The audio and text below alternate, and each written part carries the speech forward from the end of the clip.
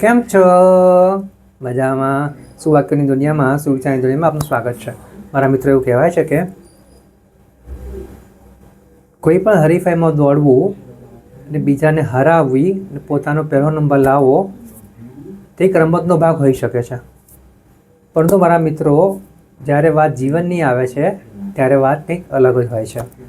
આવી જ કોઈ વાતને સુવિચાર તરીકે કોઈ અજ્ઞાતે ખૂબ સરસ રીતે લખ્યું છે. આજનો જે સુવિચાર છે તેનો વિષય છે દોડ, રેસ. કોઈ અજ્ઞાતે લખ્યું છે કે ક્યારેય પણ કોઈને હરાવવા માટે જિંદગીની દોડમાં ભાગશો નહીં. જો દોડવું જ હોય તો પોતાને જીતવા માટે જ દોડો. મારી રીતે વાત ખૂબ જ સીધી છે, ખૂબ જ સરળ છે, એટલી જ મહત્ત્વની છે. અહીંયા જે વાત છે તે દોડની છે, દોડની સાથે આપણા જીવનની છે અને આપણા ચારિત્ર નિર્માણની છે. મારા મિત્રો, આજની આ ભાગદોડવાળી જિંદગીમાં આપણામાંના મોટા ભાગના લોકો બીજાને હરાવવા માટે જ દોડીએ છીએ. એના માટે આપણે શું કરીએ છીએ? બીજાની સાથે આપણી તુલના કરીએ છીએ. બીજા કરતાં આપણે બેસ્ટ કેવી રીતે કરી શકીએ, બીજાને આપણે કેવી રીતે નીચા દેખાડી શકીએ, આની પાછળ જ આપણે ભાગદોડમાં આપણી અંદર જે શ્રેષ્ઠ છે તેને ભૂલતા જઈએ છીએ. તો મારા મિત્રો, અહીંયા વાત ફક્ત એટલી જ છે કે આપણે અહીંયા જે ધ્યાન આપવાનું છે તે આપણી અંદર જે શ્રેષ્ઠ છે તેની ઉપર આપવાનું છે. આપણું જે શ્રેષ્ઠ છે તેની ઉપર કામ કરવાનું છે.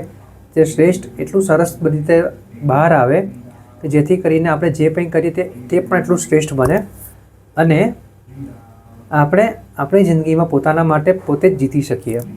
કારણ કે મારા મિત્રો, જ્યારે આપણે તુલના કરીશું, જ્યારે આપણે કમ્પેરિઝન કરીશું, ત્યારે આપણને ઘણીવાર એવું થશે કે આપણે પાછળ છીએ ને આમાં આપણે આપણી પોતાની જાતને ભૂલતા જઈએ છીએ. પરંતુ જો આપણે પોતાની જાત સાથે જ હરીફાઈ કરીએ, કાલે આપણે જે કર્યું હતું તે આજે એના કરતાં પણ આપણે શ્રેષ્ઠ કરવાનો પ્રયાસ કરી શ્રેષ્ઠ કરી શકીએ તો તે આપણી ખરી જીત છે.